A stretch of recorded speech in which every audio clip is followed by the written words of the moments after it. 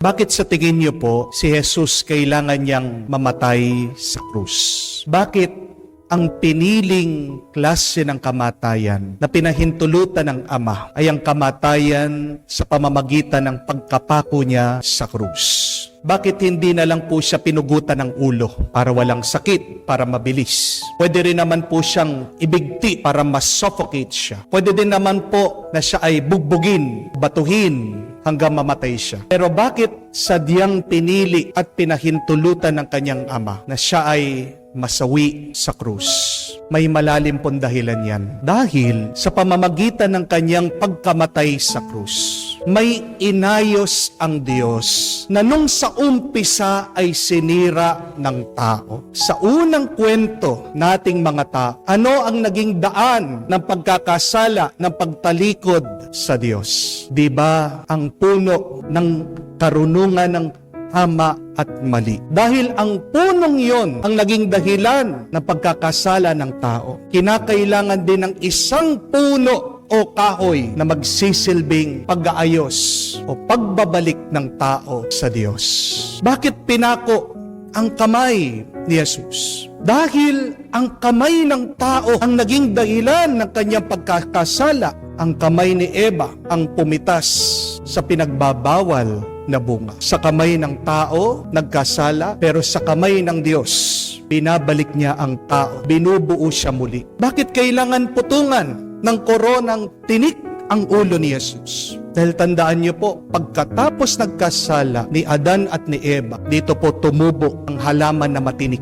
Kaya nga, imbis na ang tao ang masaktan sa matinik na halaman, kinuha ng Diyos. Siya na lang. Ayaw hayaan ng Diyos na ang tao na mahal niya ay masaktan pa. At bakit nung pagkamatay ng ating Panginoon ay sinaksak si Jesus sa kanyang tagiliran? Dahil tandaan niyo po, si Eva na naging daan din ng pagkakasala ng tao sanggaling sa tagiliran ni Adan. What is the good news, my dear friends? That God will restore what has been lost. The good news is God will correct whatever has been made a mistake. The good news is God will heal what has been damaged.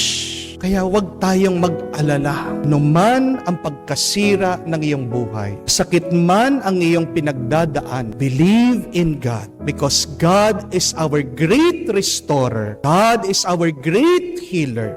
God will try to bring back what you have lost. Remember this, my dear friends. Do not try to fix your problem alone. Because without God, the damage will become worse if you fix your problem alone. Gusto mo maayos ang iyong problema, sama mo ang Diyos. Lalong lalala ang iyong problema kung sinasarili mo ito. Kung mag-isa mo itong hinaharapan. Meron po lumapit sa aking isang babae. At yan po yung sineshare niyang karanasan sa akin. Sabi, Father, ginagawa ko naman po lahat na makakaya ko. Pero bakit itong aking asawa, nananatili pa rin po, matigas ang ulo, hindi na natuto, nang napakamalas ko po sa kanya. At sa akin po pakikipagkwentuhan sa kanya, dito ko po nalaman, ang tagal na po niyang hindi nagsisimba at hindi nangungumpisal. She was facing her problem alone. She was trying to fix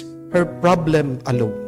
Kaya nga, imbis na magkaroon ng sagot at solusyon, ano nangyayari? Lalong gumagrabe, lalong lumalala. At sabi niya sa akin, pero Father, kahit na meron mga pagsubok, alam niyo, pag nagdarasal ako, meron naman binibigay na grasya at tulong ang Diyos. We have to realize that, my dear friends, that only God can fill the void in your life. Merong kulang, hindi mo kayang punuin yan. Bakit? Kasi kulang ka din. Kasi tao ka lang. Kailangan natin ang Diyos.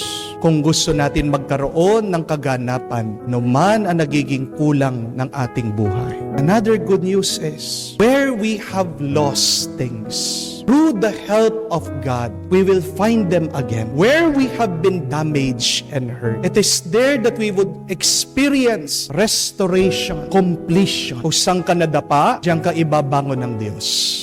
Amen? Kung hindi mo kaya, dahil mahina ka, ang Diyos kaya niya. Kaya nga siya naging tao para ang taong mahina ay palakasin at ibalik niya sa kanyang piling. Alam po yan ng mga kapangpangan. Dahil noong mga 1992, nung pumutok ang pinatubo, halos lahat ng tao nawalan ng pag-asa. Kala nila tapos na. Dahil ang dami pong mga tao dahil sa lahar, katabunan, nawalan ng kabahayan, nawalan ng kabuhayan, namatayan ng mga minamahal. Pero sa gitna nito pong delubyo, sa gitna ng trahedya, hindi po tumigil, nananalig at nanampalataya ang mga kapangpangan. At alam niyo po ang mabuting balita, yung lahar na sinusumpa nila noon ay ang lahar na pinagmumulan ngayon ng kanilang kabuhayan. Umangat po ang pamumuhay ng maraming mga kapangpangan. Bakit? Dahil kinukuha nila ngayon ang kanilang kabuhayan doon sa buhangin, doon sa lahar. Ang naging daan ng kanilang lungkot ay ngayon nagiging daan ng kanilang tuwa. So believe that, my dear friends, that the source of your pain, through God's help, can also be the source of your blessing. Allow God to hold your life. Allow God to enter your mind, to enter your heart. Allow God to transform your life. It may be a life full of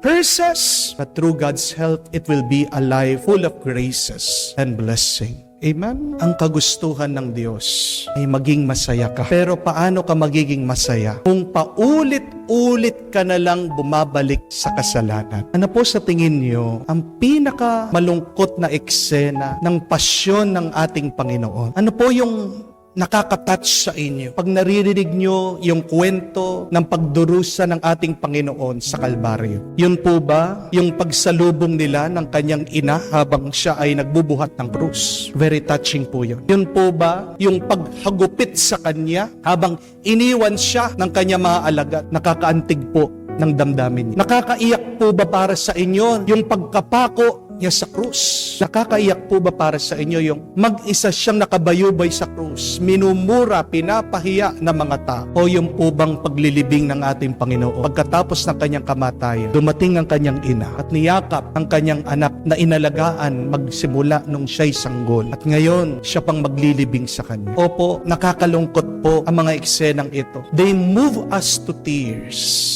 Pero alam niyo po kung ano yung pinaka nakakalungkot na eksena? Ano po? Ay yung pagkatapos mong maantig sa kwento ni Jesus, pagkatapos mong makaramdam ng lungkot sa ginawa niyang sakripisyo para sa iyo, ang pinaka nakakalungkot ay yung nagpapatuloy ka pa rin sa iyong pagkakasala. Yun yung pinaka nakakalungkot na eksena ay yung kahit na nagbuwis ng buhay ang ating Panginoon sa krus, oo, naluha ka, pero pagkatapos mo magsimba, chismosa ka pa rin. Oo, sabihin mo, na-touch ka, pero pagkatapos mong narinig, mapanghusga at mapanira ka pa rin sa iyong kapwa. Oo, sabihin mo, na-imagine mo yung ginawa ng ating Panginoon, pero hindi ka pa rin nagsisisi sa iyong mga pagkakasala. Yan po yung pinaka nakakalungkot na kwento sa ating buhay. Mga kapatid, anong mabuting balita ng ginawa na pagdurusa at paghihirap ng ating Panginoon sa Kalbaryo? Para kanino? Hindi para sa Kanya. Hindi lang para sa Kanyang Ama, pero lalong-lalo na ginawa niya ito para sa atin. Yung pako, yung koronang tinik, yung latigo, yung hagupit, yung pamamahiya, pagmumura ng ibang tao, lahat ito tinanggap ni Jesus para hindi tayo ang dumanas nito. Huwag naman sana nating sayangin ang hirap na ginawa ng Diyos para sa atin. Do not waste the sacrifice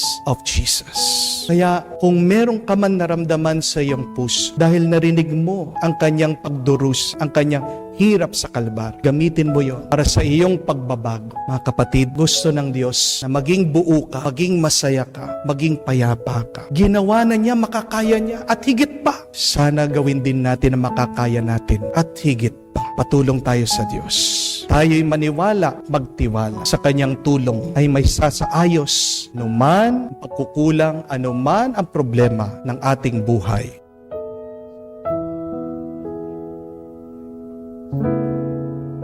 We have 4 choices to deal with pain and sickness. May 4 tayong pwedeng piliing gawin pag tayo ay nasasaktan, pag tayo ay may sakit, pag tayo ay nahihirapan. What are these 4 choices? First, you can choose to curse your pain. Second, you can choose to nurse your pain. Third, you can choose to rehearse the pain. But lastly, you can choose to reverse the pain. Ano ang pipiliin natin? Sana pumili tayo ng mabuti. Number 1, a lot of us curse our pain. Marami sa atin, pag nasasaktan, pag may problema, pag may pinagdadaanan, pag may sakit, anong ginagawa? Nagiging napaka-negatibo. Minumura ang ating sitwasyon. Nagiging toxic yung ating ugali. Nagre-reklamo. Di po ba? Sanay tayo dyan. Tinatanong natin ang Diyos, bakit? Bakit, Panginoon? Sinasabi natin, buwisit naman na buhay ito. Buwisit naman na sakit ito. Walang yan naman na problema ito. Pero ito po yung tandaan nyo. No matter how much complaining you do, you cannot erase your pain or problem. Kahit na paulit-ulit kang magreklamo, kahit na paulit-ulit mong murahin, sumpain, yung problema, yung pagsubok na pinagdadaanan mo, hindi mawawala yan. Hindi ka gagaling. Hindi magkakaroon ng kasagutan ang iyong problema, ang iyong pagsubok. Pag nga negatibo ka, pag nga masama kang mag-isip, pag nga palagi kang nagrereklamo at minumura mo ang iyong kalagayan, imbis na bumuti ka, lalo pang sumasama at gumagrabe ang iyong nararanasan. Amen? You can choose to curse your pain, but it will not make you better. You can choose to curse your problem, but it will not solve your problem. Amen? But secondly, you can choose to nurse your pain. Merong mga iba, inaalagaan nila yung sakit na nararamdaman nila. Pag broken-hearted sila, yan yung palagi nilang tinitingnan, yan yung palagi nilang inaalala. Minsan, yung mga iba may sakit, hindi pinapansin, ini-ignore. Sinasabi na ng pamilya, magpatingin ka sa doktor. Ayaw. Natatakot kung minsan may pilay, dinadala para ma-rehabilitate, pinapa-therapy. Kaya lang, hinahawakan pa lang yung kamay, yung paa, umaaray na, bayaan mo na. Anong ginagawa natin? Imbis na ayusin, ituwid, hilumin, hindi na lang natin pinapansin. Iniiwasan natin. Yan yung ibig sabihin ng pag-nurse, pag-aalaga ng masakit na ating nararamdaman. Minsan, meron kang away, hindi pagkakaintindihan, di ba inaalagaan mo yung galit mong yon? Ilang taon na, pwede ka naman makipag-usap sa kanya, pwede na magpatawad, pero ayaw pa rin. We nurse our pain. We nurse our sadness. Bine-baby natin yung sakit at problema na ating dinadala. Mag-ingat ka pag inaalagaan mo ano man yan na negatibo sa iyong buhay. Galit, takot, lungkot, dahil pag tinatago mo, hindi mo pinapansin, pinapabayaan mo, anong nangyayari? Lalong lumalala. From the word itself, when you nurse it, it gets bigger, lumalaki, lumalakas, and they become more painful. Amen? Thirdly, we can choose to rehearse. Anong ibig sabihin? Balik-balikan. Pag binabalik-balikan mo, nagiging bago, sumasariwa, at imbis na mawala, nagiging mas totoo. Mag-ingat din tayo. Dahil anuman ang palaging binabalikan natin, nagiging tayo. What you repeat, you become. You rehearse the painful memories, the pain remains. Binabalikan natin yung ating mga pagkakamali. Marami sa atin hindi pa natuto sa pagkakasala. Paano tayo titino? Paano tayo bubuti? Kaya nga, ang ating Panginoon, sinasabi niya, nung gumaling itong tao na paralitiko, huwag ka nang babalik. Huwag mo nang uulitin ang iyong kasalanan. Kung hindi, magkakasakit ka ulit. We are made to be in the present. Tandaan po natin yan. Tayo ay ginawa ng Diyos hindi para mabuhay sa nakalipas. Tayo ay ginawa ng Diyos para mabuhay sa kasalukuyan. Dahil sa kasalukuyan, nandyan ang Diyos, ang pinakatotoo. Tanong mo sa iyong sarili, ano yung palagi mong binabalik-balikan? Masamang alaala man yan, kasalanan, bisyo, ano yung isang masakit na karanasan sa kahapon na hindi mo pa rin mabitawan hanggang ngayon.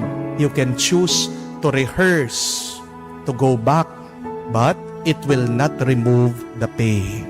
It will only intensify the pain. Lalong lumalakas habang binabalikan mo, nagiging totoo, nagiging sariwa dahil inaalala mo, tinatandaan mo. Amen? The best option for us is the fourth choice.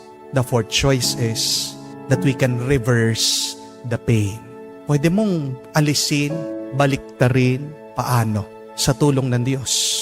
Pwedeng mawala yung ating mga pag-aalala, yung ating mga takot, yung ating galit, yung mga masasama na naiisip mo. Sa tulong ng Diyos. Yan yung sinasabi ng Ebanghelyo. Ano man yung bagay na nakapilay sa iyo, ano man yung bagay na nakasakit sa iyo, isa lang dapat ang lapitan mo. Isa ang magbibigay sa iyo ng panibagong buhay, ang Diyos. Itong tao, pilay for 18 years. Gustong gumaling, biglang dumating si Jesus. Sinabihan lang siya, buhatin mo yung iyong higaan. Huwag mong aalagaan yung iyong sakit. Buhatin mo yung iyong higaan. Huwag ka nang babalik dyan. Huwag ka nang magrereklamo. Marami siyang dahilan para hindi gumaling. Pero nandun ang Panginoon, binigyan siya ng bagong buhay. A restart in his life. The reversal of his sickness. Mula sa sakit, nagkaroon ng kalusugan sa tulong ng grasya ng Diyos. Di po ba tayo mga may cellphone, kayo pong may computer, nararanasan nyo din po yan. Nag-stack up, biglang humihinto yung inyong mga cellphone, yung inyong mga computer. Kuminsan din, nangyayari din po yan. Sa sasakyan, bigla titigil. Pag tumigil, pag nag-stack up, anong kailangan mo lang gawin? Buksan mo ulit. Patayin mo, buksan mo ulit. Anong tawag doon? It is a restart. We can start again. Nararamdaman niyo po ba? Minsan ganyan din sa ating buhay, di ba? Na parang tumigil na lang yung ating buhay. Wala kang magawa dahil may sakit ka. Wala kang magawa dahil puno ka ng utang. Hostage ka sa mga naniningil sa iyo. Wala kang magawa, malungkot ka, gusto mong sumaya. Kaya lang, iyong asawa hindi naging tapat, iniwan ka. We feel stuck sometimes in our life. We are just like the paralytic. Parang napipilay tayo minsan sa buhay. Pero hindi mo namang kailangan murahin yan. Hindi mo namang kailangan alagaan yan. Hindi mo namang kailangan balik-balikan yan. Kung ano man ang problemang yan, kung ano man ang sakit na yan, kailangan mo lang ay baliktarin mo. How can you reverse that pain and problem? Only to the help of the Lord. Jesus can push your restart button once again. Ang Diyos ang magkakalob sa iyo ng panibagong buhay. You only have to have faith. You only have to hope in the Lord. And now, you only have to be grateful for God. Maniwala ka. Ano man yung sakit ng iyong mararamdaman, mawawala yan sa tulong ng grasya at awa ng Diyos.